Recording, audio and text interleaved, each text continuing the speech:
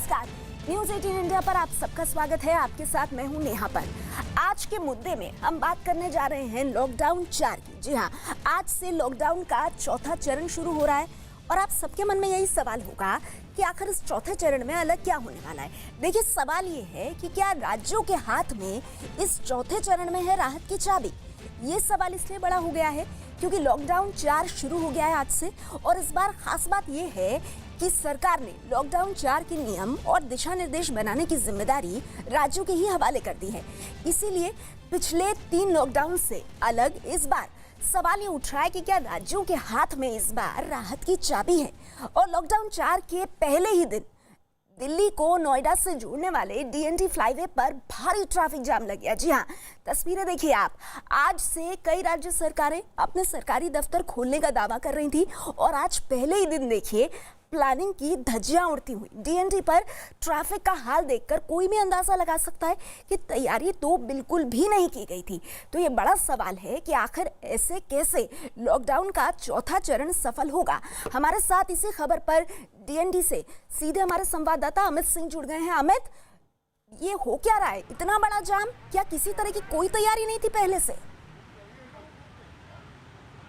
नेहा, मैं आपको तस्वीरें दिखाता हूँ और तस्वीरें हर एक चीज़ बयां करेगी। लॉकडाउन चौथे चरण में पहली बार डीएनडी पर 3 लेन खोला गया। आज से पहले केवल एक ही लेन चलता था, बीच वाला लेन, लेकिन आज इतनी ज़्यादा तादाद में यहाँ पर जाम लग गया है कि 3 लेन यहाँ पर खोला गया। एक तस्वीर में और आपको दिखाना चाहूँगा अपने मेरी कैमरे की लेंस जहाँ तक जाएगी, आप वहाँ पर देखिए तस्वीरों में केवल आपको गाड़ियाँ दिखेंगी और ये पीछे लगातार लंबी होती जा रही है। राकेश जी इस वक्त हमारे साथ मौजूद हैं, जो कि अधिकारी है उत्तर प्रदेश पुलिस में। इनसे बात करते हैं। ये बताइए, इतना ज़्यादा जाम जो लगा हुआ है, इसकी तैयारी थी पहले से?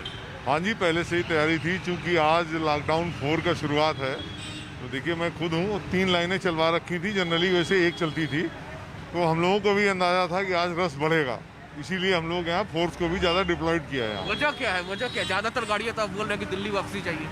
देखिए, जो बिना पास के हैं उनको हम वापस कर रहे हैं। ज़्यादातर लोग आए, उनको पता है या तो जानकारी नहीं होगी, इसलिए वो लोग आ गए हैं, लेकिन हम लोग उन्हीं को जाने दे रहे हैं जो जिनके पास पास है, जो अनुमति जिनको है। जिनके पास है केवल उन्हीं लोगों को ये जाने दे रहे हैं। मैं नेहा आपको एक तस्वीर दिखा रहा हूँ। आप देखिए यहाँ पर तस्वीर देखिए किस तरीके से ये लाइन लगातार बढ़ रही है। और एक तस्वीर यहाँ पर देखिए, यूपी पुलिस का जो जवान यहाँ पर तैनात है, कोई भी गाड़ी को यहाँ पर खड़ा होने वो नहीं दे रहा है। उन सबको गाड़ियों को तुरंत कह रहा है कि यहाँ से आप निकलिए, दिल्ली की तरफ वापसी जाइए, किसी भी तरीके से यहाँ पर जाम मत लगाइए। एक और तस्वीर देखिए नेहा, लगातार गाड़ी जो है लगातार उनकी संख्या यहाँ पर बढ़ रही है, जाम लगातार यहाँ पर बढ़ रहा है। एक तस्वीर में आपको दिखाना चाहूंगा उन गाड़ियों की तस्वीर,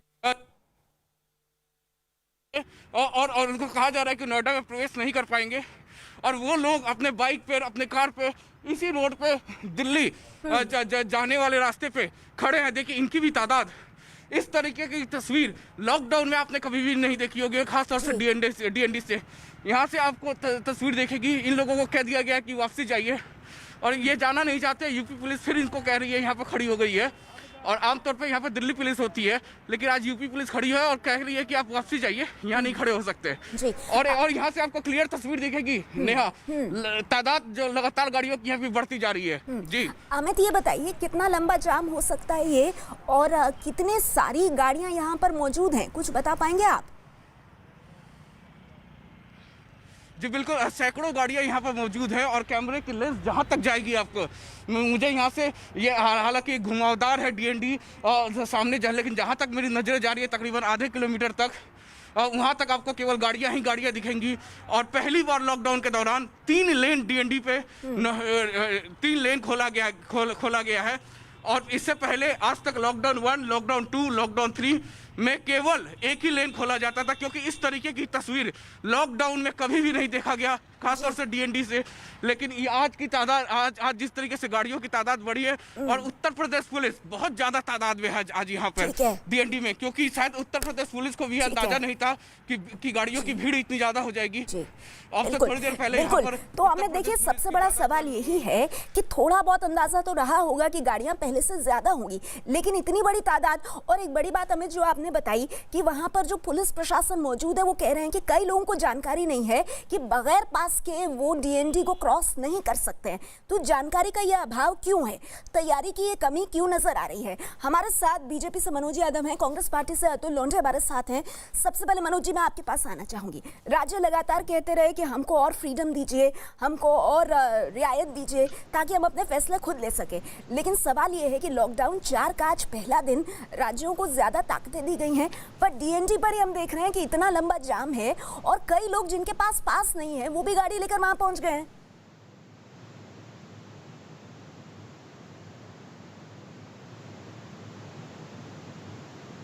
एडवाइजरी जारी की कि राज्य सरकारें तय करें कि उनको कंटेनमेंट जोन कौन सा बनाना है, रेड जोन कौन सा बनाना है, कितनी छूट देनी है। तो निश्चित रूप से अगर आर्थिक गतिविधियां हमें सुचारू बनानी है तो उसके साथ साथ हमें ये भी ध्यान रखना होगा कि लोगों के जीवन का रक्षण भी हो सके, उनका संरक्षण भी करना है, क्योंकि हमारे लिए जान भी है और जान भी है। तो अगर राज्य सरकारों को अपने यहाँ आर्थिक गतिविधियां चालू करनी है तो निश्चित रूप से उनको सोशल डिस्टेंसिंग का भी पालन कराना होगा और एक अच्छी मजबूत व्यवस्था भी बनानी होगी। अन्यथा ये होगा कि जिस तरह से मामले बढ़ रहे हैं उस तरह से और तेजी से मामले बढ़ेंगे। अगर हमें उनकी रोजी रोटी की चिंता करनी है, इसीलिए मेरा सवाल था मनोज जी कि पहले दिन कम से कम डीएनडी पर प्लानिंग की साफ कमी नजर आ रही है। हम इससे पहले, मैं अतुल जी कांग्रेस पार्टी से हमारे साथ मौजूद है, उनके पास जाऊं उससे पहले मैं मुंबई का रुख करती हूँ। आशीष सिंह हमारे साथ है। आशीष, आप इस वक्त कहाँ खड़े हैं ये बताइए, और आपके पीछे मैं कई लोगों को देख रही हूँ, किधर हैं आप इस वक्त? और लॉकडाउन 4 का आज पहला दिन है तो कैसी तस्वीर आपको दिखाई दे रही है? नेहा, सबसे अहम बात यह कि लॉकडाउन 4 में भी मजदूरों की स्थिति वही है जो पहले बनी हुई थी। यहाँ पर देखें तो ये घोड़बंदर का इलाका है जहाँ पर ये सभी मजदूर, ये जो साथ में लगी हुई 3 बसें हैं, इन बसों में चढ़ने के लिए तड़के सुबह 6 बजे से ही आकर यहाँ पर खड़े हैं। इनकी जो है जाने की तैयारी है, महाराष्ट्र बॉर्डर तक ये जो है बसें इन्हें छोड़ेगी। लेकिन सबसे अहम बात यह है कि हर एक बस में केवल 22 लोग ही जा सकते हैं। और संख्या देखें मजदूरों की, साथ ही साथ छोटे छोटे बच्चे, बूढ़े, महिलाएं, ये सभी लोग तड़के सुबह से इतनी गर्मी में जो है आके यहाँ पर इंतजार कर रहे हैं कि उनका नंबर आएगा, पुलिस आएगी, वेरिफिकेशन करेगी, इसके बाद जो है इन्हें बसों में बिठाया जाएगा। लेकिन इंतजार यहीं पे खत्म नहीं होगा, क्योंकि इन बच्चों की भूख, परेशानियां, मजदूरों की परेशानियां जस की तस अभी भी बनी हुई हैं। ठीक है। नहीं तो ये जो तस्वीरें आप दिखा रहे हैं आशीष, ये वाकई में सवाल खड़े करती हैं, क्योंकि देखिए मजदूर बेचारे भूखे प्यासे तो बैठे हैं, लेकिन मैं कहीं नहीं देख रही हूँ कि इन मजदूरों के बीच किसी भी तरह से सोशल डिस्टेंसिंग भी है। तो ये भी अपने आप में सवाल है कि हर तरफ कहीं ना कहीं तैयारियों में कमी क्यों नजर आ रही है। अतुल जी, मैं आपके पास आना चाहूंगी। लॉकडाउन के चौथे चरण में केंद्र ने तो अपना काम कर दिया, जो राज्य लगातार कह रहे थे उनको रियायतें ज्यादा दे दी, लेकिन तैयारियों के मामले में हमें कमियां क्यों दिखाई दे रही हैं अतुल जी? हमारे भाई मनोज ने तो ये एक्सेप्ट कर लिया कि पहले जो कि दिल्ली से सारी बातें होती थी, जोन तय करना, सारी पॉलिसी तय करना, उसका खामियाजा भुगतना पड़ा बारंबार। जब मीटिंग हुई प्रधानमंत्री जी के साथ मुख्यमंत्रियों की, तब सभी मुख्यमंत्रियों ने राज्य के ये बताया कि नहीं, वहां से जो रेड जोन, जो जोन्स डिक्लेयर होते हैं, वो उसका खामियाजा भुगतना पड़ता है, इसके अधिकार राज्य सरकारों को दिया जाए। तो तीसरा चौथा लॉकडाउन देखना पड़ा राज्य सरकारों को वो अधिकार देने के। अब राज्य सरकार की पॉलिसी आज आ जाएगी, जोन को लेकर, कंटेनमेंट को लेकर, बफर जोन को लेकर, सारी जो पॉलिसी वो आ जाएगी। लेकिन मैं 5 दिन से आपके साथ में हूँ और देख रहा हूँ रोज की अलग अलग स्टेट्स में सारी कैसे कैसे व्यवस्थाएं हैं। लेकिन महाराष्ट्र इकलौता ऐसा स्टेट है जहां कांग्रेस की सरकार है, जहां सरकार मजदूरों को लेके जाने की व्यवस्था कर रही है। सोशल डिस्टेंसिंग का पालन करने के लिए रिक्वेस्ट की जा रही है, डंडा नहीं मारा जा रहा है। अतुल जी, कहाँ हो रहा है? अभी हमारे संवाददाता आशीष मुंबई से तो जुड़े हैं आपके साथ। आशीष ने दिखाया तो सुबह से मजदूर बेचारे वहां बसों पे जाने के लिए, पर उनकी हालत खराब है सर, ना खाना ना पानी, कुछ भी नहीं है उनके पास। यही भिवंडी है जहां से अब तक 442 बसें जा चुकी है और बसें जाएगी। एक बस में केवल 22 लोगों की जो अरेंजमेंट की गई है वो सोशल डिस्टेंसिंग और सारे नॉर्म्स का पालन करके की गई है। कल सर बस के अंदर आप सोशल डिस्टेंसिंग करा रहे हैं, बस के बाहर जो इतने सारे यात्री बैठे हैं जो खड़े हुए हैं उनकी सोशल डिस्टेंसिंग का क्या? और अतुल जी, जितना काम अब तक जो सरकारों ने किया है ना, सिर्फ महाराष्ट्र की सरकार नहीं, वो कोई एहसान नहीं है सर। हर राज्य अपना कर्तव्य निभा रहा है। हम तो वो हाईलाइट करेंगे ना जहां पर कमी है। अपनी तारीफें करने के लिए हम बात का भी वक्त चुन सकते हैं, लेकिन आपने एक सवाल उठाया, उस पर मनोज जी जल्दी से मैं आपका रिएक्शन चाहूंगी। अतुल जी कह रहे हैं कि अभी तक केंद्र सरकार की तरफ से, यानी कि दिल्ली से पूरे देश भर के जोन आप तय कर रहे थे, इसीलिए इस तरह की दिक्कतें आ रही थी। अब जब आपने राज्यों के हाथ में चाबी दिया तो धीरे धीरे हालात सुधरेंगे। क्या पहले गलती कर रहे थे आप लोग और आखिरकार राज्यों के दबाव में आकर आपने फैसला लिया? देखिए, ऐसा है कि नेहा जी, आरोप प्रत्यारोप की राजनीति करना कांग्रेस पार्टी की फितरत बन चुकी है और कांग्रेस पार्टी से उम्मीद थी हमें एक रचनात्मक सहयोग करेंगे, लेकिन हम देख रहे हैं बार बार ये सियासत ही कर रही है। अतुल जी महाराष्ट्र से आते हैं, महाराष्ट्र का क्या असर है पूरा देश जानता है, सबसे ज्यादा मामले वहीं पर है। दूसरा विषय ये उठता है कि हर समय जब भी लॉकडाउन लागू हुआ है तब राज्यों के मुख्यमंत्रियों के साथ बैठक हुई है, उनके कंसेंट से ही लॉकडाउन लागू किया है और बहुत सारे राज्य तो बहुत पहले ही लॉकडाउन लागू कर चुके थे। एडवाइजरी जारी होने से पहले पंजाब में और महाराष्ट्र में लॉकडाउन लागू कर दिया था, तो सभी कंसेंट लेकर के मुख्यमंत्रियों के साथ चर्चा हो रही है, उसके बाद लॉकडाउन लागू किया जा रहा है। लेकिन ये लोग ओछी राजनीति कर रहे हैं, जिस तरह से राहुल गांधी जी जाकर के वहां फोटो सेशन करते हैं मजदूरों के साथ बैठ करके, ये केवल फोटो सेशन में विश्वास करते हैं, ये मजदूरों के हिस्से के लिए कुछ नहीं कर रहे हैं। आगे आऊंगी अतुल जी, आपको मौका दूंगी, लेकिन उससे पहले इस बीच बड़ी खबर कोरोना के बढ़ते मरीजों से जुड़ी हुई। पिछले 24 घंटे में देश में अब तक सबसे ज्यादा 5,242 मरीज सामने आए हैं, वहीं 157 लोगों की मौत हुई है। देश भर में कोरोना के अब तक 96,169 मरीज सामने आए हैं। देश भर में कोरोना से अब तक 3,029 लोगों की मौत हो चुकी है। कोरोना से अब तक 36,824 लोग ठीक भी हुए हैं। भारत में अगर कोरोना की रिकवरी रेट की बात की जाए तो वो 38% से ज्यादा है। अतुल जी, जो बात मनोज जी कह रहे हैं उस पर आप सवाल उठा रहे थे। हाँ, सही बात है। देखिए नेहा जी, कि लॉकडाउन उन्होंने कहा मुख्यमंत्रियों के सलाह से किया गया है। 4 घंटे का समय देश को दिया गया नहीं है, मुख्यमंत्री से बात भी नहीं हुई। ये तो नमस्ते ट्रंप पे लगे थे जिसका खामियाजा अहमदाबाद भुगत रहा है। ये तो मध्य प्रदेश की सरकार गिनाने में लगे थे जिसका खामियाजा पूरा देश लॉकडाउन लगाने से पहले 4 राज्य ऐसे थे, पंजाब और महाराष्ट्र को पहले लॉकडाउन लगा चुके थे। विरोधी आपको पक्ष जो है मनोज राहुल जी ने किया है। आप महाराष्ट्र से आते हैं, आपको अपनी सरकार के बारे में नहीं पता, बताइए कमाल की बात है। वो आपने मदद करनी चाहिए, सियासत करने के लिए बैठे हुए हैं। आप रघुरामन राजन जी से राहुल गांधी कराया, के साथ में फोटो सेशन करा रहे हैं, अभिजीत बैनर्जी से इंटरव्यू कराया, कराने से वो नेता नहीं बनने वाले हैं। पूरा देश देख रहा है, चिल्लाने से कुछ नहीं होगा, पूरा देश देख रहा है।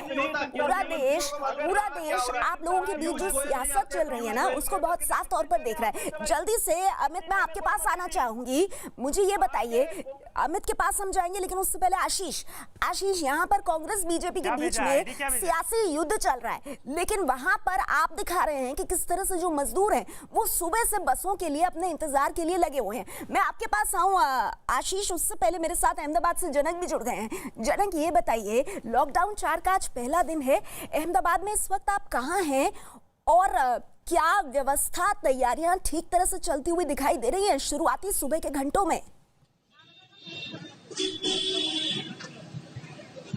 नेहा, देखिए, लॉकडाउन 4 अभी गुजरात में लागू नहीं है। कल जिस तरीके से गुजरात के मुख्यमंत्री विजय रूपानी ने आके जनता को संबोधित किया, उसमें उन्होंने साफ तौर पे कहा कि अब क्योंकि कंटेनमेंट स्ट्रेटेजी है, जो कंटेनमेंट बनाने की जो जिम्मेवारी है वो अब राज्यों की है और वो अब चाहते हैं कि हर जिला अधिकारी इस पे तय करें कि किस जोन में किस एरिया को रखा जाए और उसके मुताबिक पूरी स्ट्रेटेजी बनाई जाए। तो कल से गुजरात में लॉकडाउन जारी होगा, लेकिन ग्रीन हो, रेड हो या ऑरेंज हो, ये 3 जोन किस तरीके से बाइफरकेट होंगे वो जिलाधिकारी तय करेंगे। फिलहाल मैं अहमदाबाद के आउटस्कर्ट एरिया में हूं और यहाँ पर कुछ तस्वीरें यहाँ पर दिखाऊंगा कि यहाँ की जो सब्जी बाजार है वहाँ पर लोग सुबह से यहाँ सब्जी खरीदने आ चुके हैं और ये सुबह का समय दिया गया है उनको खरीदारी के लिए। 8 से 3 का वक्त होता है जब वो यहाँ पर खरीदारी कर सकते हैं। 3 बजे बाद सब पूरी तरह से लॉकडाउन होता है और यहाँ पर एक बात ये भी साफ कर दी गई है, शाम को 7 बजे से लेकर सुबह 7 बजे तक, यानी 12 घंटे का जो समय होगा वहां पर कर्फ्यू की स्थिति होगी।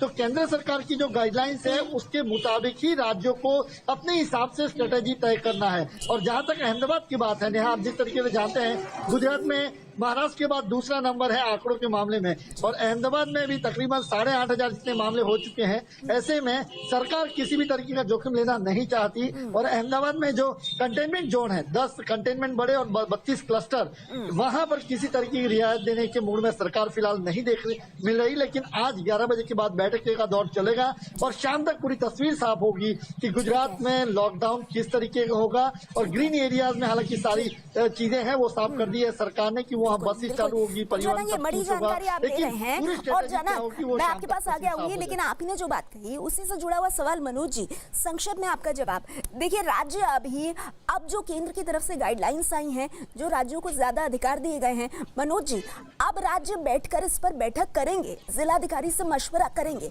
आपको नहीं लगता मनोज जी कि राज्यों के हितों में ये गाइडलाइंस अगर थोड़ा पहले जारी कर दी जाती, लॉकडाउन 4 की स्थिति अगर थोड़ा पहले साफ कर दी जाती, तो आज जिस तरह की स्थिति हमें देखने को मिल रही है, जहां जहां तैयारियों की कमी दिख रही है, वो शायद नहीं होता। ये निश्चित रूप से नेहा जी आप जो बोल रहे हैं कि निश्चित रूप से कयासों पर देखिए सब चीजें नहीं चलती है। हर चीज को कंसेंट के साथ में, मुख्यमंत्रियों के कंसेंट के साथ में, हेल्थ एक्सपर्ट के कंसेंट के साथ में हर बार लॉकडाउन को बढ़ाया गया, और राज्य उस समय भी मुख्यमंत्री उस समय भी उन्हीं की सलाह के अनुसार ही सब काम किया गया है। केंद्र ने अकेले कोई फैसला नहीं लिया गया है। एक फेडरलिज्म का एक अच्छा उदाहरण नरेंद्र मोदी जी ने पेश किया। केंद्र राज्य संबंधों के एक अच्छी अगर कहीं वो जो प्रमाण दिखता है तो इस लॉकडाउन के समय हमने देखा है, और वहां पर सबकी कंसेंट के साथ में ये हुआ है। लेकिन ये बात ये है कि मैं एक छोटी सी चीज जोड़ देता हूं, अतुल जी जो बार बार बोल रहे हैं माइग्रेंट लेबर के ऊपर, देखिए राहुल गांधी जी के जो गुरु हैं अभिजीत बनर्जी जी, अभिजीत बनर्जी जी ने कहा, जिनसे वो ट्यूशन ले रहे थे राहुल गांधी जी, उन्होंने कहा कि राज्य सरकार को माइग्रेंट लेबर की चिंता करनी चाहिए। आपकी एक छोटी सी मैं इस पर प्रतिक्रिया चाहूंगी, और मैं चाहूंगी कि सिर्फ दोषारोपण के अलावा अतुल जी आप ये भी बताएं कि आप लोगों के लिए कितनी बड़ी दोधारी तलवार होने वाली है। एक तरफ आपको अर्थव्यवस्था के पहिए को बढ़ाना है आगे, और दूसरी तरफ आपको ये भी सुनिश्चित करना है कि इस वक्त जैसी तस्वीर हमें डीएनडी पर देखने के लिए मिल रही है, इस तरह का जाम, इस तरह का क्योस जो है वो कम से कम मुंबई में कहीं देखने को ना मिले। ऐसा है नेहा जी, पहले मैं मनोज जी का जवाब दे देता हूं, फिर आपकी बात बताता हूं।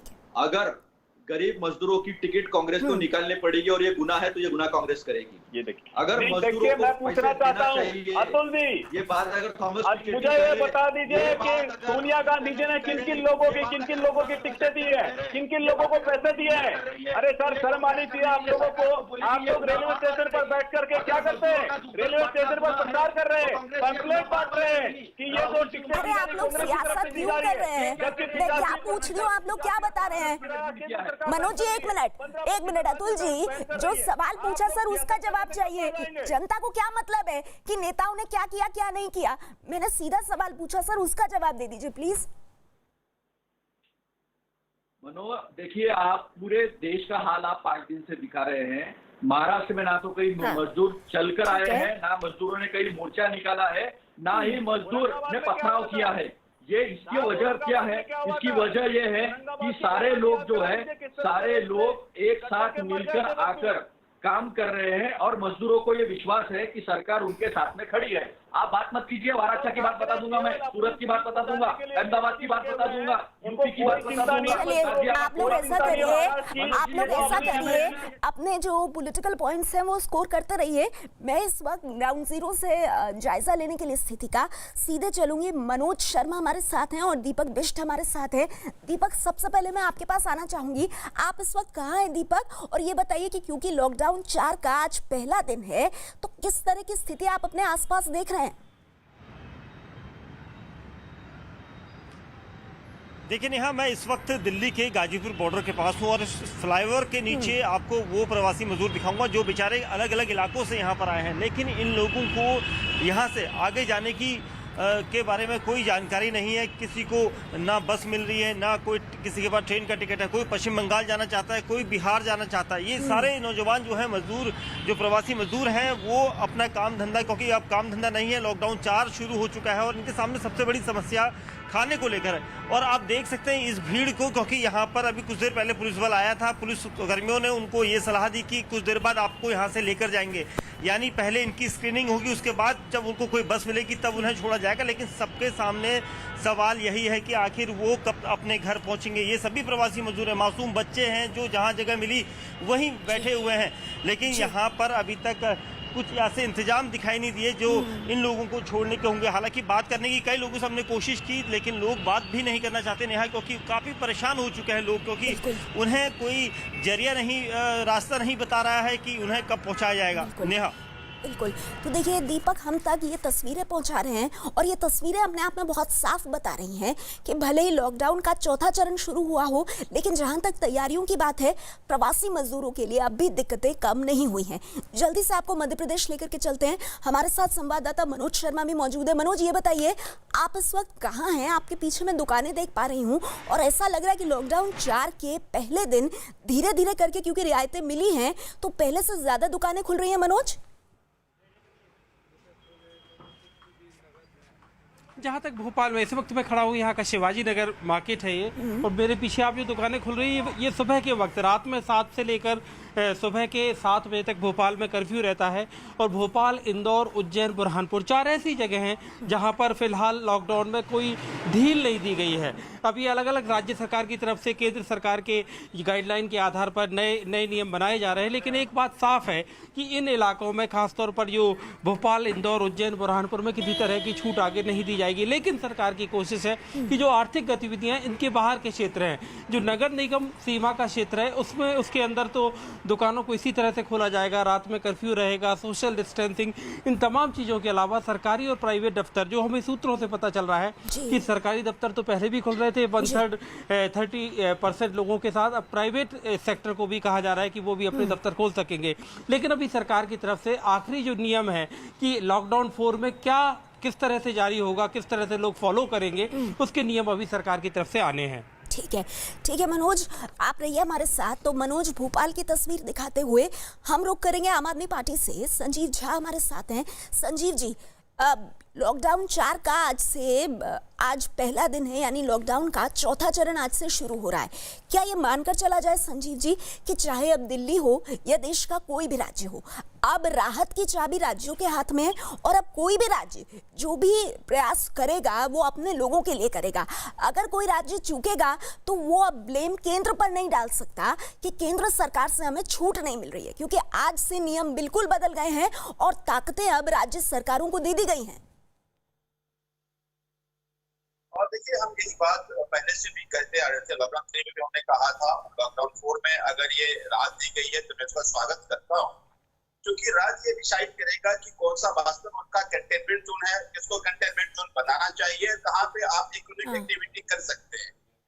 अब दिल्ली में भी जितने भी कंटेनमेंट जोन है उसको छोड़ करके बाकी जो जगह है धीरे धीरे अपने इकोनॉमी को आपको खोलना पड़ेगा। और यही राय हमने दिल्ली की जनता से, दिल्ली के मुख्यमंत्री ने लिया था। उस राय को, जितने भी राय जो कंपाइल करके हमने केंद्र सरकार को भेजा था, तो मैं स्वागत करता हूँ इस कदम को। अब मुझे लगता है कि लॉकडाउन 4 में जितनी बातें की गई है, कमोबेश जो दिल्ली की जनता ने जो राय दी थी, उस राय को उसमें शामिल किया गया है। मुझे लगता है कि स्वागत योग्य कदम है। ठीक है, चलिए, ये तो आपने अच्छी बात कही संजीव जी, आप लोग खुल करके स्वागत कर रहे हैं, पर व्यवस्था का क्या सर? अभी हमने 2 तस्वीरें दिखाई। एक तस्वीर डीएनडी की, उत्तर प्रदेश से दिल्ली जाने वाली गाड़ियां डीएनडी पर रुकी हुई हैं। वही हाल दिल्ली की तरफ है, दिल्ली से आने वाली गाड़ियां जो है यूपी जा रही हैं, जो वो रुकी हुई हैं डीएनडी पर। जबरदस्त जाम लगा है। अगर आप तस्वीरें देख सकते हैं इस वक्त, तो अपनी टेलीविजन स्क्रीन पर साफ आप देख सकते हैं कि कितनी लंबी कतार है। दूसरा, हम दीपक बिष्ट के पास गए, हमारे संवाददाता, वो गाजीपुर के पास जो फ्लाईओवर है उसके नीचे खड़े हैं, जहां पर कई सारे प्रवासी मजदूर फंसे हुए हैं। वो इतने परेशान है कि अब वो मीडिया से बात तक करने को तैयार नहीं है। ये व्यवस्था दुरुस्त कैसे और कब होगी संजीव जी? सबसे बड़ा सवाल यही है। देखिए, ये बहुत ही दुखद है। मुझे लगता है कि जिस तरह से प्रवासी मजदूरों के साथ बर्ताव हो रहा है, मुझे लगता है कि इसके लिए केंद्र सरकार भी जिम्मेदार है। अगर मैं दिल्ली की बात करूं तो दिल्ली में अभी तक हमने 47,000 लोगों को 33 ट्रेन से हम भेज चुके हैं। इसी तरह से लगातार दिल्ली से 10-15 ट्रेन रोज जा रही है। लेकिन दिल्ली की जो आप देख रहे थे, गाजीपुर का आप देख रहे होंगे कि दिल्ली के प्रवासी मजदूर नहीं है, ये हरियाणा और पंजाब से चल कर लोग आ रहे हैं। तो मुझे लगता है कि केंद्र सरकार को इसमें कोई ऐसा व्यवस्था लानी चाहिए थी ताकि ये जो मजदूरों के हालात है, हालात नहीं है। मुझे लगता है कि केंद्र सरकार ने मजदूरों को जिस तरह से बर्ताव किया, संजीव जी आप क्या कहना चाहते हैं? आप ये कह रहे हैं संजीव जी कि केंद्र सरकार ने पल्ला झाड़ लिया है? आप ये कह रहे हैं संजीव जी कि केंद्र सरकार ने अपनी जिम्मेदारी से पल्ला झाड़ लिया, आप ये कह रहे हैं? मैं नेहा जी में जवाब दे पल्ला झाड़ लिया है, क्योंकि देखिए मुझे लगता है कि जो देश छोड़ के चले गए थे, जिनको देश जरूरत नहीं थी, उनको हवाई जहाज से आपने बुला लिया, जिन्होंने देश का निर्माण किया उसको आपने। ठीक है मनोज जी जवाब दीजिए। आप लोगों ने गाइडलाइंस बनाई और केंद्र सरकार अपनी जिम्मेदारियों से पल्ला झाड़ लिया केंद्र सरकार ने। मैं आपके पास आऊं उससे पहले दीपक बिष्ट के पास मैं जाना चाहूंगी। जी दीपक। मैं नेहा जी में जवाब देना चाहूंगा। नेहा जी, नेहा मैं संजीव झा साहब को एक बात उन्होंने जो बोला था कि ये दिल्ली में जो यहाँ पर मजदूर हैं, प्रवासी मजदूर हो, दिल्ली से नहीं बाहर से आए हैं, जबकि ये पूरा परिवार यहाँ पर आप देख सकते हैं ये दिल्ली से है। आप कहाँ से आए हैं? सावा डेयरी। सावा डेयरी में क्या करते थे? चुनाई का काम। तो अब नहीं है काम वहाँ पर? नहीं है। तो ये देखिए ये दिल्ली के ही मजदूर हैं जो प्रवासी मजदूर हैं जिनके पास काम नहीं है। संजीव झा साहब अभी कह रहे थे कि सभी प्रवासी मजदूर जो है बाहर से है, तो यहाँ पर जवाब उनको देना होगा कि आखिर मजदूरों का क्या हुआ। ये आप कह रहे थे दिल्ली का कोई मजदूर नहीं है, वहाँ पे दीपक बिष्ट को पूरा परिवार मिल गया दिल्ली का, और जाने ऐसे कितने लोग होंगे सर? आप कह रहे हैं केंद्र सरकार अपनी जिम्मेदारी नहीं निभा रही है, दिल्ली सरकार निभा रही है अपनी जिम्मेदारी। मैं ये कतई दम नहीं बोल रहा हूँ कि दिल्ली के कोई नहीं होंगे, मैं कह रहा था केवल दिल्ली के लोग नहीं है। रही काम की बात, तो सबको पता है कि 2 महीने से लॉकडाउन है, लोगों को काम नहीं है। यही तो हम कह रहे थे इकोनॉमी खोलिए ताकि मजदूर रुक पाए। हम लॉकडाउन 2 के बाद से ही कहना हमने शुरू कर दिया था। मनोज जी जवाब दीजिए। मनोज यादव, मनोज यादव, ठीक है मनोज यादव। अगर दिल्ली के वो है भी, मैं उनसे निवेदन करता हूँ कि दिल्ली सरकार पूरी व्यवस्था कर रही है कि आपको घर तक पहुँचाए। आप किसी के भी बहकाने पे आप देखिए ऐसा है नेहा जी, जिस तरह से संजीव झा जी बता रहे हैं वो केवल और केवल ये भ्रमित करने का प्रयास कर रहे हैं। ये केजरीवाल सरकार वही सरकार है जिन्होंने 27 मार्च को किस तरह से आनंद विहार स्टेशन पर भय और भ्रम फैलाया था कि वहां पर बसें लेने के लिए आई हुई है। इन्होंने सारे माइग्रेंट लेबर के साथ ऐसा धोखा किया। पहले दूसरा, हम लोग देख रहे हैं जिस तरह से केजरीवाल जी केवल और केवल मायावी पुरुष है, वो टीवी चैनल पर आते हैं, प्रेस कॉन्फ्रेंस करते हैं, मजदूरों की कोई चिंता नहीं है। जहां तक केंद्र सरकार का ये लोग बोल रहे हैं, तो केंद्र सरकार ने माइग्रेंट लेबर के लिए 1200 ट्रेनें चलाई है। डेली हम लोग 300 ट्रेनें चला सकते हैं। लेकिन मैं पूछना चाहता हूं संजीव झा से, कितनी ट्रेनों को इन्होंने एनओसी दिया? कितनी ट्रेनें इन्होंने रेलवे से मांगी है? इन्होंने कितनी ट्रेनें मांगी है? इनको सब पता है। दूसरा विषय यह है कि जहां तक देखिए केजरीवाल सरकार का क्या तरीका है ये सब करने का, केंद्र पर दोषारोपण करने का, आरोप लगाना, प्रत्यारोप करना इनका काम है। केजरीवाल सरकार इसी पर, क्योंकि केजरीवाल जी है मायावी पुरुष है, वो यही करते आए हैं।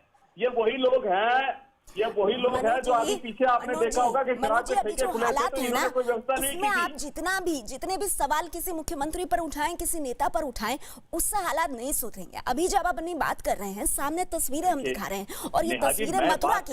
सुन लीजिए मनोज जी, मथुरा जो है वो उत्तर प्रदेश में आता है। उत्तर प्रदेश बीजेपी शासित राज्य है, ठीक है, अधिकार बनता है आपका। दिल्ली में अगर कुछ गड़बड़ हो रहा है आप बिल्कुल सवाल उठाइए, लेकिन मथुरा की तस्वीरें देखिए सर, और यहाँ पे आप लोग कुछ कर सकते हैं क्योंकि आप ही की सरकार है। देखिए कितनी बड़ी तादाद में प्रवासी मजदूर सड़कों पर इधर उधर घूमते हुए नजर आ रहे हैं और कई सारे ट्रकों की वहां लाइनें लगी हैं।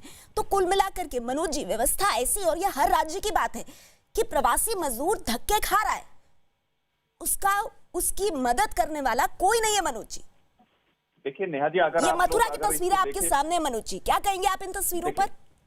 मैं देखिए जिस तरह कहीं भी किसी भी राज्य में जिस तरह की भी तस्वीरें आई है, निश्चित रूप से ये हमारे को आहत करने वाली तस्वीरें है। लेकिन मैं एक बात स्पष्ट कर दूं कि बीजेपी शासित जितने भी राज्य हैं उन्होंने ट्रेनें ज्यादा मंगाई है, उनके पास उन्होंने रेलवे से ट्रेन ज्यादा मंगाई है और माइग्रेंट लेबर उनके राज्यों में ज्यादा जा रहे हैं। लेकिन जो यहाँ पर बैठ करके केंद्र सरकार पर आरोप प्रत्यारोप की राजनीति कर रहे हैं, चाहे वो दिल्ली होती, महाराष्ट्र हो या केंद्र जो कांग्रेस शासित प्रदेश है, उन्होंने ट्रेनें माइग्रेंट लेबर के लिए ट्रेनों की डिमांड ही बहुत कम दी है और यहाँ पर केवल केंद्र पर आरोप प्रत्यारोप की राजनीति कर रहे हैं। अभी लॉकडाउन 4 शुरू हो गया है, अभी इंटर स्टेट जो बस सर्विस होगा वो दोनों राज्य अपने आप की कंसेंट से तय करेंगे कि किस तरह से बसें किस राज्य में चलेंगी, किस राज्य में नहीं खत्म नहीं हो रहा है। बसें कहां से चलवा लेंगे आप लोग? कैसे चलवाएंगे बस बताइए मुझे। संजीव जी, आप लोगों को लगता है कि दिल्ली सरकार और उत्तर प्रदेश सरकार के बीच में कोई अंडरस्टैंडिंग हो पाएगी? डीएनडी पर जो इतने सारे लोग फंसे हैं, हर दिन फंसेंगे, उनके लिए क्या निदान निकालेंगे? जब भी राजनेताओं को मैं बुलाती हूँ, आप लोग लड़ते हैं आपस में। एक मिनट मनोज जी, ये सवाल संजीव जी से था। मानवता के लिए, इंसानियत के लिए अपने राजनीतिक स्वार्थों को छोड़ना होगा कैसे और होगा हमें कोऑर्डिनेशन बनाना होगा। बसें कैसे चलेंगी भाई? ये जो मनोज यादव जी सवाल कर रहे हैं कि दिल्ली सरकार ने कितने ट्रेन की अनुमति मांगी, मुझे लगता है इनको सारी चीजें भी ठीक से पता नहीं है कि स्टेट का मजदूर। अरे सर, आपको सब पता है, बिहार में माइग्रेंट लेबर को भेजने वाले आप लोग बता रहे थे कि हमने उनका किराया दिया है, हमने उनका टिकट का किराया दिया है, जबकि बिहार सरकार ने कहा कि हमने पे किया है। आप लोग केवल आरोप प्रत्यारोप की राजनीति करते हैं संजीव जी, और कुछ नहीं करते हैं। केजरीवाल की जो मायावी क्रूस है, उनकी माया को पूरा देश जान गया है। मत बोलिए किसी मजदूरों के खून पसीने से ये देश का विकास हुआ। अरे साहब, आप लोगों ने मजदूरों का क्या हासिल कर दिया है? आनंद विहार स्टेशन पर छोड़ आए थे, इसीलिए आनंद विहार स्टेशन पर छोड़ आए थे। मानवता के साथ संवेदना रखते हुए मनोज ये जो जी, मजदूर संजीव सड़कों पर जी, हैं, आगे बढ़े हम लोग। मैं सवाल आप लोगों से पूछ रही हूँ कि केंद्र सरकार ने कहा है कि 2 राज्यों के बीच में बसें चल सकती हैं, पर इसका फैसला जो है वो 2 राज्य मिलकर करें। आप 2 अलग अलग पार्टियों से यहाँ पर हैं, और जब से आप लोग साथ में बात कर रहे हैं, आप लोग सिर्फ एक दूसरे पर सियासी छींटाकशी कर रहे हैं। तो बताइए कि आम लोगों की समस्या का निदान कैसे निकलेगा? आप लोग तो टीवी डिबेट में एक साथ बैठ करके एक सुर में बात नहीं कर पा रहे हैं। सवाल ये उठता है, मैं आप लोगों के पास आऊंगी और उम्मीद करती हूँ कि जो सवाल पूछूंगी उसका सीधा जवाब मिलेगा, कहीं तो कोई तालमेल और मिडिल ग्राउंड नजर आए। लेकिन उससे पहले मैं पटना लेकर चलती हूँ अपने दर्शकों को। चंद्रमोहन हमारे साथ हैं। चंद्रमोहन, ये बताइए, लॉकडाउन के चौथे चरण का आज पहला दिन, पटना में इस वक्त आप कहाँ मौजूद हैं और किस तरह का माहौल अपने आसपास देख रहे हैं? आपके पीछे मैं देख रही हूँ कि मुझे काफी तादाद में गाड़ियां नजर आ रही हैं, मूवमेंट काफी हो रहा है वहां पर।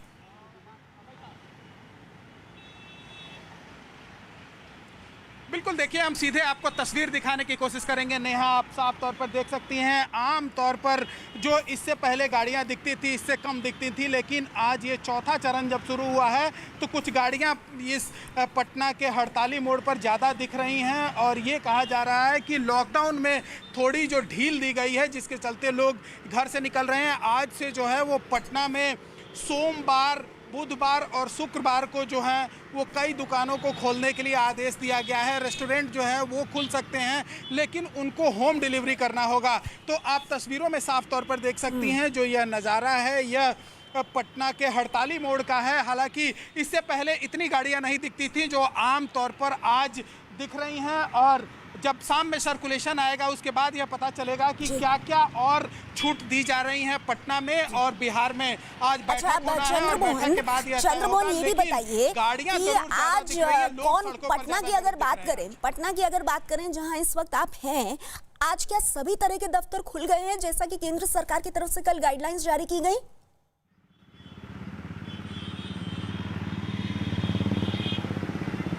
देखिए, सभी दफ्तर तो नहीं खुले हैं, लेकिन जो पहले का लॉकडाउन का नियम था वो अभी पालन किया जा रहा है। शाम में आज बैठक होना है और बैठक के बाद यह तय हो जाएगा कि आगे क्या निर्णय राज्य सरकार की ओर से ली जा रही है। लेकिन जो पहले से नियम बनाए गए थे, सरकारी दफ्तरों में 33% जो चौथे और तीसरे वर्ग के कर्मचारी हैं वो पहुंचेंगे, तो वहीं जो उच्च अधिकारी हैं, क्लास 1 और क्लास 2 के अफसर, वो प्रतिदिन ऑफिस आ रहे थे। तो ऐसे अभी चल रहे थे, और प्राइवेट जो ऑफिस है वहां पर भी यही नियम लागू था। लेकिन आज जब बैठक खत्म होगा उसके बाद यह तय हो पाएगा कि किस तरह का नियम और सामने आते हैं। लेकिन पटना में यह जरूर कहा गया है कि पटना में जहां पर आप मौजूद हैं वहां पर पहले के मुकाबले ज्यादा मूवमेंट नजर आ रही है, ज्यादा गाड़ियां सड़कों पर दौड़ती हुई दिखाई दे रही हैं। पटना का हमने ब्यौरा आपको दिया। जल्दी से हम आपको कोलकाता लेकर चलते हैं। हमारी संवाददाता आशिका सिंह वहां मौजूद है। आशिका, कोलकाता में आप कहाँ हैं? और आज लॉकडाउन 4 का पहला दिन है, तो कल की गाइडलाइंस के बाद ममता सरकार ने आज के लिए आज से क्या खास तैयारियां की हैं, संक्षेप में? जी नेहा, देश भले ही लॉकडाउन 4 में आगे बढ़ चुका हो, लेकिन पश्चिम बंगाल में स्टेटस क्वो है, यानी अभी भी हम लॉकडाउन 3 के ही नियम पालन कर रहे हैं। आज दोपहर बाद संभव है कि राज्य सरकार की तरफ से गाइडलाइंस नहीं आएंगी और आगे कैसे क्या करना है वो पता चलेगा। हालांकि रेड जोन्स को पहले ही राज्य सरकार ने 3 ABC में डिवाइड कर दिया है। जो A है जहां पर कोई भी गतिविधि नहीं होगी, B और C में थोड़ी थोड़ी छूट दी जाएंगी। तो आज और भी ज्यादा रिलैक्सेशंस मिलने की संभावना है। नेहा, ठीक है आशिका, मैं आपके पास आगे फिर आऊंगी, लेकिन जो बात आपने कही इस पर मनोज यादव जी, आपका एक रिएक्शन। सर, ये सवाल मैंने पहले भी पूछा था, मैं चाहूंगी कि इस बार मुझे इस सवाल का जवाब मिले। जितने भी राज्यों में हमारे संवाददाताओं से बात हुई है, हर जगह जो राज्य सरकार है, चाहे वो बिहार की हो, चाहे वो बंगाल की हो, चाहे वो किसी और राज्य की हो, मध्य प्रदेश की हो, आज दोपहर तक या शाम तक एक खाका तैयार होगा लॉकडाउन 4 का। यही मेरा आपसे सवाल था मनोज जी, कि अगर ये गाइडलाइंस थोड़ा पहले आ जाती केंद्र सरकार की, थोड़ा पहले अगर राज्यों को बता दिया जाता कि इस चरण में सारे अधिकार आपके पास हैं, तो आपको नहीं लगता आज सुबह से ही राज्यों ने अपनी तैयारियां पूरी कर ली होती? देखिए नेहा जी, मैं पहले स्पष्ट कर चुका हूँ, जो भी फैसले हुए हैं राज्य सरकारों के मुख्यमंत्रियों के कंसेंट के साथ हुए हैं, हेल्थ एक्सपर्ट के कंसेंट के साथ में हुए हैं। ये फैसले केवल केंद्र सरकार ने नहीं लिए हैं, ये सारे राज्यों के मुख्यमंत्रियों के साथ बैठ करके हर बार ये फैसले लिए गए हैं। आप लगा कि इस तरह से उनको छूट देनी चाहिए, तो निश्चित रूप से अब लॉकडाउन 4 में छूट दी गई है। वो मेरा सवाल नहीं है सर, मैं आपकी बात मान रही हूँ, जो आप कह रहे हैं उस पर तो सवाल ही नहीं उठ रहा है। वो तो डे 1 से ये प्रैक्टिस है कि प्रधानमंत्री मोदी सभी राज्यों के मुख्यमंत्रियों के साथ चर्चा करते हैं और उसके बाद ही लॉकडाउन के अगले चरण देश भर में लगे हैं। मेरा सवाल ये है कि क्योंकि ये बैठक पिछले हफ्ते की शुरुआत में ही हो गई थी और काफी स्थिति जो थी वो हफ्ते के बीच में स्पष्ट हो गई थी, आपको नहीं लगता कि अगर ये गाइडलाइंस थोड़ा पहले आ जाती, 2-3 दिन पहले, तो राज्यों को ज्यादा समय मिल जाता तैयारी करने का? देखिए, राज्यों को लगभग सब इस बारे में पता था और निश्चित रूप से राज्य की जिम्मेदारी बनती है। राज्यों को निश्चित रूप से उस समय कंसेप्ट बन गया था, उनसे चर्चा हो चुकी थी और मोस्टली राज्यों ने ये सब सुझाव दिए थे, तो राज्यों की ही जिम्मेदारी बनती है। उनको लगभग पता था कि ये इस तरह का छूट मिलने वाली है हमें, तो राज्यों की जिम्मेदारी है कि वो अपने यहाँ पर सोशल डिस्टेंसिंग का पालन कराए, आर्थिक गतिविधियों को चालू रखते हुए लॉकडाउन का पालन करें, सोशल डिस्टेंसिंग का पालन करें। कि अब राज्य में जो भी राहत दी जाएगी उसकी चाबी कहीं ना कहीं उसी राज्य सरकार के पास है। मनोज जी, आप रहिए मेरे साथ। इस वक्त एक बड़ी खबर आ रही है छत्तीसगढ़ से। छत्तीसगढ़ में ऑड इवन फॉर्मूले पर दुकानें खुलेंगी। शनिवार और रविवार छत्तीसगढ़ में पूरी तरह से लॉकडाउन रहेगा। शनिवार रविवार किसी तरह की छूट नहीं दी जाएगी, लेकिन सोमवार से शुक्रवार के बीच ऑड इवन के फॉर्मूले पर छत्तीसगढ़ में दुकानें खोलने का फैसला लिया गया है। जरूरी सामान की दुकानों में मिठाई और मीट की दुकानें भी छत्तीसगढ़ में खुलेंगी। तो ये इस वक्त ये बड़ी खबर आ रही है कि छत्तीसगढ़ में सोमवार से शुक्रवार ऑड इवन फॉर्मूले पर दुकानें खुलेंगी और शनिवार और रविवार पूरी तरह से लॉकडाउन का पालन किया जाएगा। तो आप देख रहे हैं कि किस तरह से हर राज्य अब अपने हिसाब से लॉकडाउन के मॉडल को बदल रहा है ताकि अर्थव्यवस्था भी चले और साथ ही साथ लोगों की जान जो है उसको भी सुरक्षित रखा जा सके। इस वक्त हमारे साथ टीएमसी समर्थक बादल देवनाथ जी जुड़ गए हैं, राजनीतिक विश्लेषक भी हैं। बादल दा, स्वागत है आपका। आपके पास आने से पहले बादल दा, एक बार जल्दी से मैं आशिका के पास जाना चाहूंगी फिर से, क्योंकि आप थोड़ी देर से हमारे साथ जुड़े हैं। आशिका, ये बताइए, आप कोलकाता में हैं, लॉकडाउन 4 का आज पहला दिन है, पर मेरी आपसे बात हुई पहले तो आपने मुझे बताया कि ममता सरकार अभी तक बैठक नहीं ले पाई है लॉकडाउन 4 को लेकर। ये बैठक आज होगी? बिल्कुल, ये बैठक आज होगी। आज दोपहर बाद राज्य सरकार की तरफ से नई गाइडलाइंस जारी की जाएंगी कि क्या बदलाव होंगे। हालांकि इसके पहले ही मुख्यमंत्री ने ये तो साफ कर दिया है कि जो रेड जोन्स भी हैं उनके अंदर भी 3 कैटेगराइजेशन किए जाएंगे, A, B, C, और उसी के आधार पर सुविधाएं दी जाएंगी। नेहा, ठीक है। बादल, तो आप ये बताइए कि वैसे तो बहुत ज्यादा रसाकशी रहती है पश्चिम बंगाल और केंद्र के बीच, लेकिन जिस तरह से केंद्र सरकार ने अधिकार अब राज्यों को दिए हैं लॉकडाउन के इस चौथे चरण में, क्या केंद्र सरकार के इस फैसले का आप स्वागत करेंगे? नेहा जी, ये बात कैसे हो गया? लॉकडाउन जब से चालू हुआ, जब से पहला जो लॉकडाउन था उससे पहले से सेंट्रल गवर्नमेंट से जो भी निर्देश आया, सभी निर्देश राज्य सरकार पालन कर रही है। और इसके बाद भी जो यहाँ पर जो red zone, green zone, orange zone जो है और ABC जो नया आया, ये भी लागू होगा। और कल 9 बजे छोटा सा मीटिंग हुआ, रात को 9 बजे मीटिंग हुआ। उसके बाद रात को 11 बजे मैं थोड़ा कुछ जानकारी लिया और देखिए लॉकडाउन जब चालू हुआ उसके बाद जहाँ रेड जोन है वहाँ पर कठोर नियम से चल रहा है। जो ग्रीन जोन है थोड़ा थोड़ा दुकान खुल रही है हफ्ते में 1 बार 2 बार करके, और जो ऑरेंज जोन है जो थोड़ा खुली है थोड़ा कुछ है, और ग्रीन जोन में थोड़ा छूट दिया गया है। और जो रेड जोन है उसमें अभी से हर जगह में थोड़ा नित्य सामग्री जो है वही पहुंचा दिया जा रहा है पुलिस की तरफ से, और कुछ नहीं। लॉकडाउन अच्छी तरह से पालन किया जा रहा है। और इसीलिए मैं एक संख्या में आपको देना चाहता हूँ। पूरे देश में देखिए 90,000 के ऊपर संक्रमित हो गया, लेकिन बंगाल में 2,777 है, जहां पर पूरे देश में मृत्यु की संख्या प्राय इतना कुछ भूल गया बादलदा, आपने पूरा रिपोर्ट कार्ड पढ़ दिया पश्चिम बंगाल सरकार का, लेकिन मैंने आपसे सवाल ठीक है तो पश्चिम बंगाल आप कह रहे बहुत काम कर रहा है, पर बादलदा ये बताइए आप लोग जो मांग कर रहे थे आखिरकार केंद्र ने अधिकार राज्यों को दे दिए, तो क्या इसके लिए मोदी सरकार का धन्यवाद करेंगे आप कि लॉकडाउन 4 में जो राहत की चाबी है वो राज्यों को दे दी?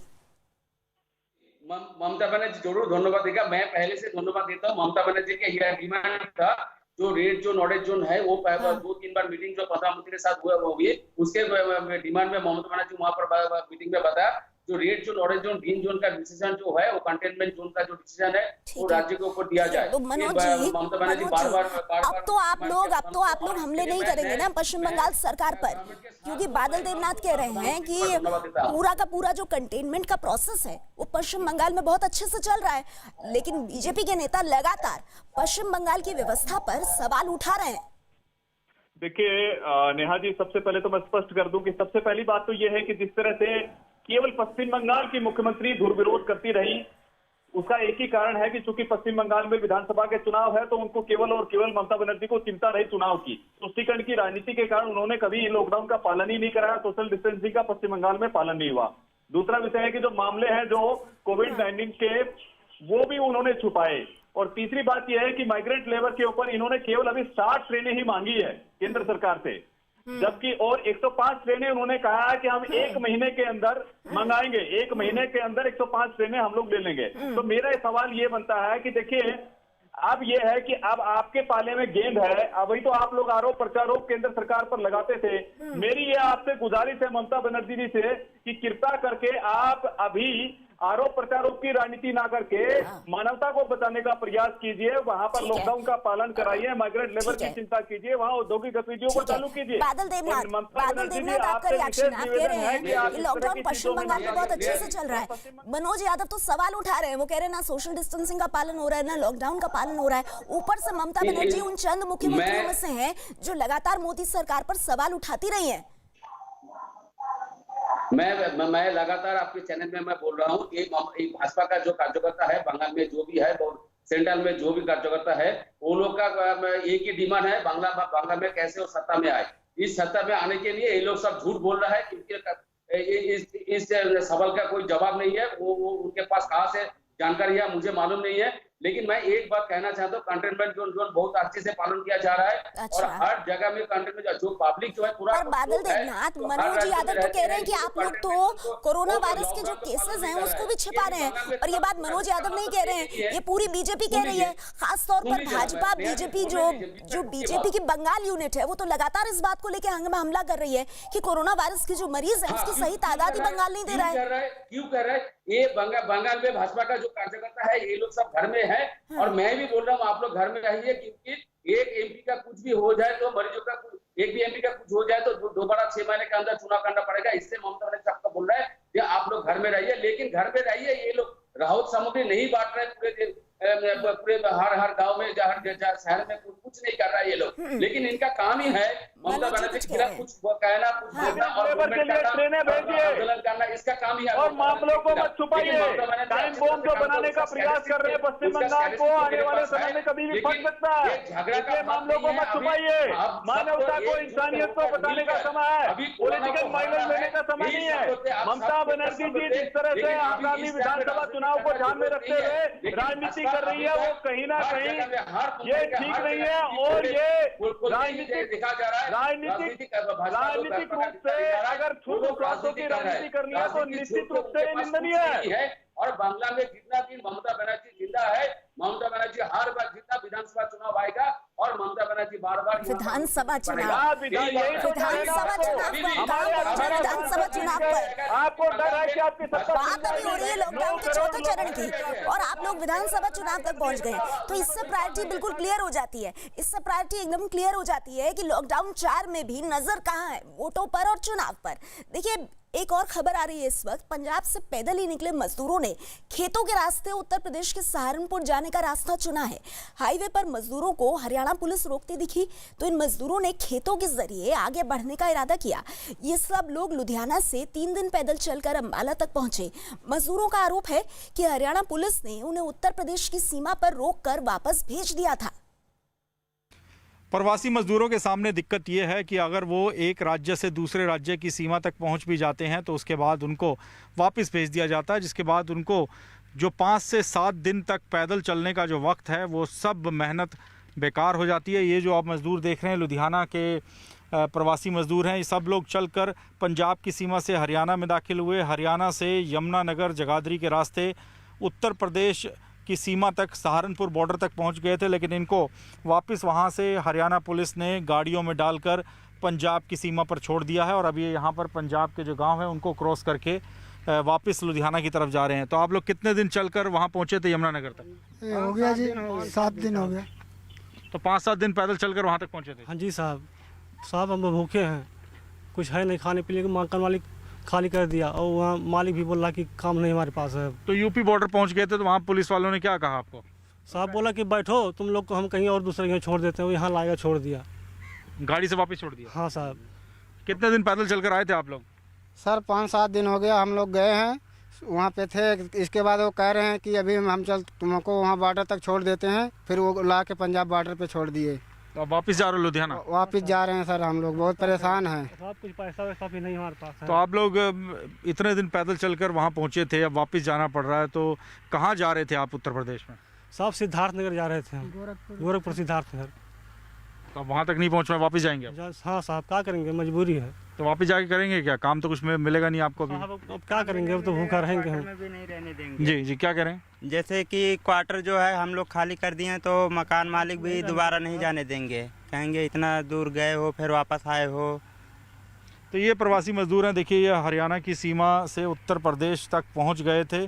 सहारनपुर बॉर्डर से इन लोगों को हरियाणा पुलिस ने अपनी गाड़ियों से वापस पंजाब में भेज दिया है, जहां से अभी वापस लुधियाना जा रहे हैं।